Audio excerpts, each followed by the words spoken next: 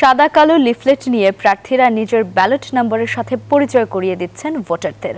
ঢাকা বিশ্ববিদ্যালয় কেন্দ্রীয় ছাত্র সংসদ ডাকসু ও হল সংসদ নির্বাচনকে কেন্দ্র করে প্রচারণায় মুখরিত পুরো ক্যাম্পাস। আগামী 9 সেপ্টেম্বর অনুষ্ঠিতব্য এই নির্বাচনকে ঘিরে প্রার্থীরা ভোটারদের কাছে নিজেদের ইশতেহার তুলে ধরে ব্যালট নম্বরে ভোট চাইছেন। এদিকে আজ থেকে আচরণবিধির ব্যাপারে সক্রিয় ও কঠোর ভূমিকায় থাকবে নির্বাচন কমিশন গঠিত টাস্ক ফোর্স। নির্বাচনী ইশতেহার ঘোষণা করবে ছাত্রদল সমর্থিত প্যানেল। এই সোশ্যাল সায়েন্সে একটা ক্যান্টিন নাই, এই ক্যান্টিন নিয়ে কেউ কথা বলতেছে না, সবাই একজন একজনের সাথে কাটা ছড়াছড়ি করতেছে। তো দিন শেষে আসলে প্রার্থী নির্বাচন করবো কিভাবে, যখন যারা যে ম্যান্ডেটে প্রার্থী নির্বাচন করা উচিত সেই ম্যান্ডেট নিয়ে কেউ কথা বলেন। আমার কাছে দলটা মুখ্য না, আমার কাছে মুখ্য হচ্ছে আপনার ইশতেহার কি বলছে, আপনি কতটা রিলায়েবল হতে পারেন। রিলায়েবল বলতে আপনার যে পাবলিক পার্সোনা সেটাও আপনাকে মেনটেন করতে হবে।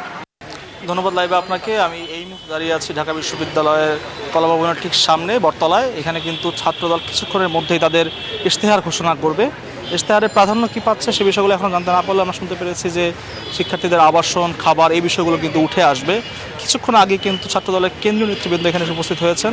আমাদের সাথে আছে সভাপতি রাকিব ভাই। রাকিব ভাই, একটু আমাদের সাথে কথা বলবেন প্লিজ। না, আমরা আজকে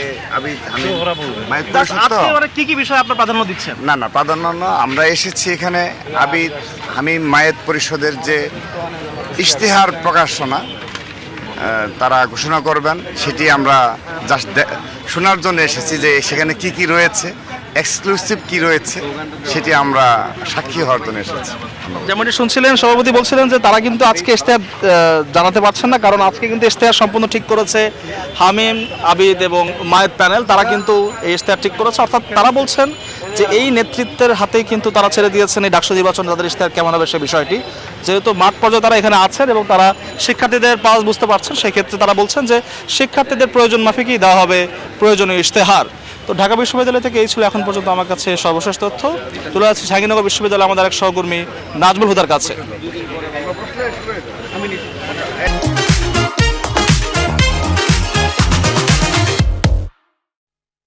জাহাঙ্গীরনগর বিশ্ববিদ্যালয় এবং জাহাঙ্গীরনগর বিশ্ববিদ্যালয়ের জাকসু নির্বাচন দীর্ঘ 33 বছর পর হতে যাচ্ছে। জাকসু ঘিরে কিন্তু আপনারা দেখতেই পাচ্ছেন যে এই মুহূর্তে যারা ভোটার তারা কিন্তু বিভিন্ন পয়েন্টে প্রার্থী হয়ে কিন্তু ভোটারদের কাছে যাচ্ছে।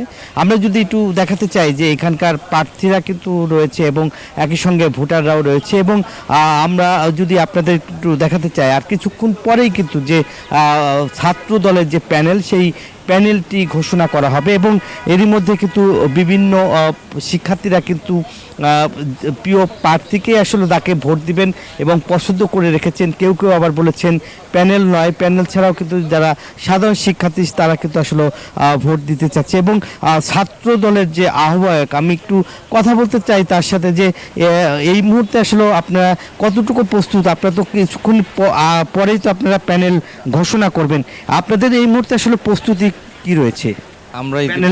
আমরা বাংলা জাতীয় ছাত্রদল সমর্থিত যে জাকসুর প্যানেল সেটি আমরা 12:30টার সময় ঘোষণা করব। ইতিমধ্যে আমরা আমাদের যে অদম্য 24-এর পাদদেশে ওইখানে আমরা আমাদের সব কিছু রেডি করেছি। প্যানেল ঘোষণার পরপরই আমরা জুলাই আগস্টের শহীদদের সম্মানে ওদের অদম্য 24-এ ফুল দিব। এই হচ্ছে আমাদের প্রস্তুতি। পাশাপাশি প্যানেলকে ঘোষণার পরে আমরা এখানে যে জুলাই 24-এর যে শহীদ শ্রাবণ গাজীর কবর জিয়ারত করবো আমরা। এই হচ্ছে আজকে আমাদের কর্মসূচি। শুনছিলেন যে শহীদ শ্রাবণ গাজীর কবর জিয়ারতের পরেই ছাত্রদলের যারা জাকসু নির্বাচন করবেন তারা কিন্তু ভোট প্রচার প্রচারণায় নেমে যাবেন এবং সে কথাই আসলে বলছিলেন। এই মুহূর্তে আসলে আমরা যেটা দেখেছি যে সাধারণ শিক্ষার্থীরাও কিন্তু প্রিয় প্রার্থীকে আসলে ভোট দিতে চায়। এর মধ্যে সব ধরনের প্রস্তুতি কিন্তু নেওয়া হয়েছে জাকসুর। এই ছিল আমার কাছে জাহাঙ্গীরনগর বিশ্ববিদ্যালয়ের জাকসুর সর্বশেষ।